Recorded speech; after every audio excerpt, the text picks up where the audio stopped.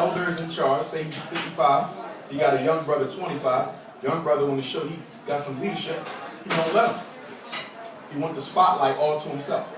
Or you got the young guy who don't want to respect the elder, and he want the spotlight all to himself, and he doesn't allow the wisdom of the elder to shine through the membership. You see that? So you have this tug of war. That's why we have so many churches. We don't have a lot of churches because we got a lot of religion. We have a lot of churches because he's the pastor, and I'm the young pastor, and he's 55 and I'm 25, and I want to do some sermons.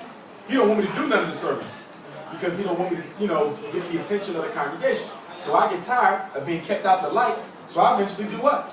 Divest from the church and go and start my own. And you know what's the sad thing? When I get 60, I'm going to do the same thing to him that he did to me. Did y'all see that? Ego. Ego, ego, ego. So we do need the elders, but if they're not there, you have to push on. The youth have always led. The problem with our people, black people, the only people where the elders are the leaders. Most other races, it's the youth who lead, but it's the elders who give the counsel.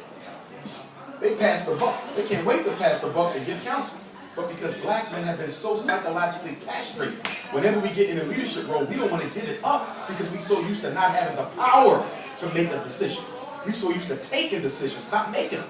So when we get in that role, even if we're 75 years old, we don't want to pass it on because we're still trying to compensate for all the years white folk never gave us no power. Do y'all see that? So in our own organizations, we overdo it by overcompensating, by ruling like dictators. Most black organizations are dictatorships. The church is a dictatorship. Most of your grassroots organizations are there's one man at the top telling everybody else what to do. You can't disagree with anything. It's a total code of personality. That's why we don't get nowhere. If you disagree with something I say, you should be able to say that because it might be something in what you said that we can all benefit from. But if I'm an egotistical leader, we ain't allowed to disagree. In fact, if you disagree too much, I'm going to kick you out the group. And ain't nobody going to say nothing about the fact I kicked you out the group. Why? Because since I'm so famous, they all want to be associated with me. So even though I did you wrong in front of their face, they don't do nothing about it.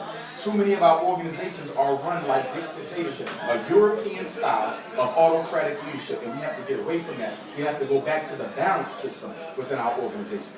The one man on top is over. And another thing, when we talk about leadership, we don't need no one leader. One leader rises up in the United Kingdom, only two things going to come out of that. Either want to kill him or he's going to be compromised with cash. One or the other. You either want to kill him, you need leadership. You need a whole team. A whole team. For example, this might be the leadership council for the entire United Kingdom. Y'all debate, y'all fuss, y'all fight, y'all deliberate amongst yourselves. When y'all walk out that door, it's one voice, one decision.